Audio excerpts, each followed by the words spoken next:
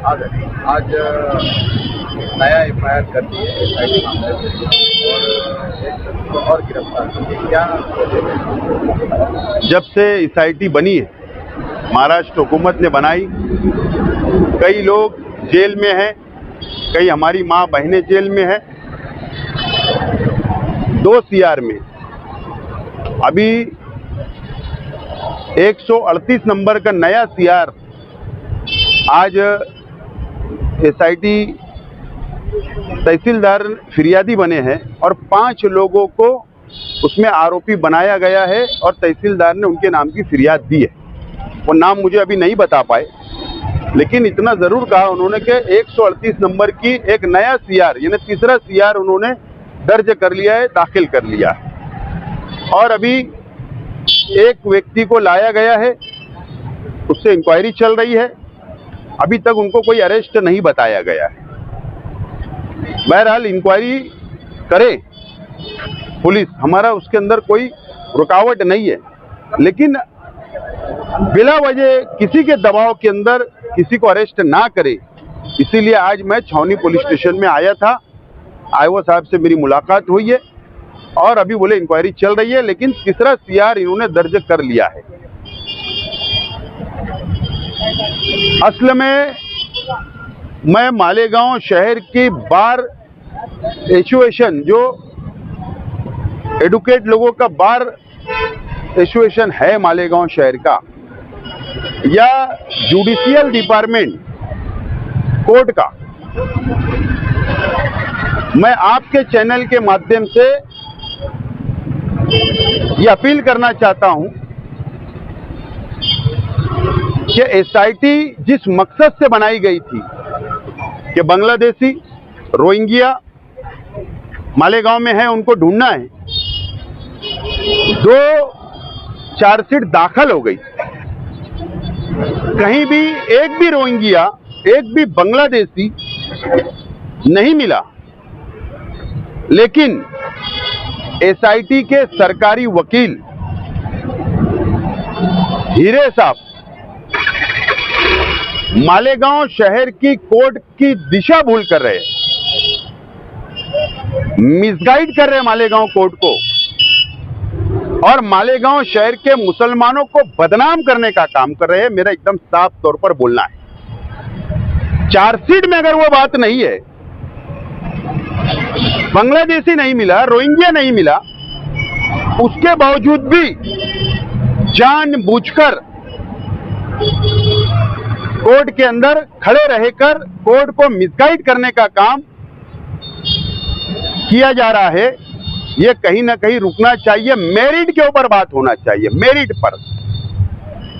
Chargesheet के अंदर paper है, स्टेटमेंट है, आरोपी के नाम है, पेपर डॉक्यूमेंट पुलिस के पास है चार्जशीट में, उस पर तुम आर्गुमेंट करो, हमारा कोई बोलना नहीं, आपको पूरा हक है। लेकिन जबरदस्ती मालेगांव शहर को बदनाम करना, मुसलमानों को बदनाम करना, ये ठीक बात नहीं है। मैं बार एसोसिएशन से भी रिक्वेस्ट करता कि ये SIT की कार्रवाई पर और कोर्ट की कार्रवाई के ऊपर आप मेरिट के बुनियाद पर नजर रखिए, और न्यायालय कोर्ट से भी मेरी हाथ जोड़ के प्रार्थना है, विनंती है कि मेरिट के ऊपर सुनवाई की जाए, मेरिट के ऊपर फैसले हो, जो गलत है वो गलत, जो सच है वो सच होना चाहिए, ये होना चाहिए। हाँ, अगर कोई रोहिंग्या मिलता है, कोई बांग्लादेशी मिलता है, कोई पाकिस्तानी मिलता है, तो जरूर शेख आसिफ कभी उसका साथ नहीं देगा। Defence committee, minority defence committee कभी उनका साथ नहीं देगी, ना कभी हम उनके लिए वकील खड़ा करेंगे। लेकिन जानबूझकर एक शहर को बदनाम करना, आज सवाल पैदा हो रहा है, आज हमारी बेटियों को रिश्ते नहीं आ रहे हैं, इस तरीके से बदनाम किया जा रहा है, ये अब बर्दाश्त के बाहर हो रही बात। इसके लिए अब जो संविधान ने हमको अधिकार दिया, वो संविधान के अधिकार के हिसाब से अब हमारा 22 जून को जो माइनॉरिटी कॉन्फ्रेंस है, उसमें जो हम फैसला लेंगे, उसके बाद संविधान के तहत अब जरूरत पड़ेगी तो हम रास्ते पर भी उतरेंगे। हिरेन साहब जो आपने बताए तो वो तो मालेगांव शहर के रहने वाले हैं, मालेगांव शहर में अच्छे उनके ताल्लुकात भी है और वो अपने को अच्छी तरह मालेगांव शहर के इस इलाके में भी और उस इलाके में भी उनकी अच्छी पहचान है। असल में एसआईटी बनाने के पीछे का मकसद ही सियासी है, राजकीय मकसद है और सरकार ने उनको सरकारी वकील एसआईटी के अंदर बनाया, अपॉइंटमेंट किया। असल में मैं पॉलिटिकल स्टेटमेंट दे रहा हूं, कोई कोर्ट के बाहर बात कर रहा हूं। मैं हीरे साहब को भारतीय जनता पार्टी एक चेहरे के रूप में फ्लैश करना चाहती है कि आइंदा लोकसभा का इलेक्शन का कैंडिडेट बनाना चाहती है, ऐसा मुझे शंका है, शक है।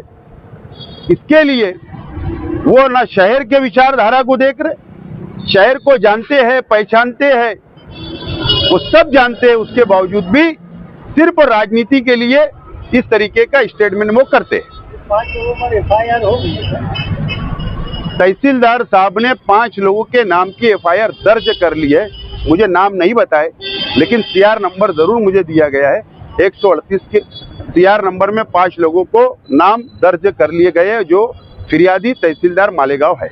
शशि हीरे क्या कोर्ट के जरिए अपनी सियासी जमीन मजबूत कर रहे हैं, कोर्ट का इस्तेमाल कर रहे हैं या इस केस का इस्तेमाल कर रहे हैं सियासी जमीन? सरकार है, सरकार उनकी पार्टी की है, तो सरकार के जरिए वो सब कर सकते हैं। अब ऐसा है कि मालेगांव को बेस बनाकर, मालेगांव को टारगेट कर कर अपनी सियासी दुकान भी चमकाई जा रही है और मुसलमानों पर इल्जाम भी थोपा जा रहा है। ये एकदम स्पष्ट बात है, साफ सुथरी बात है।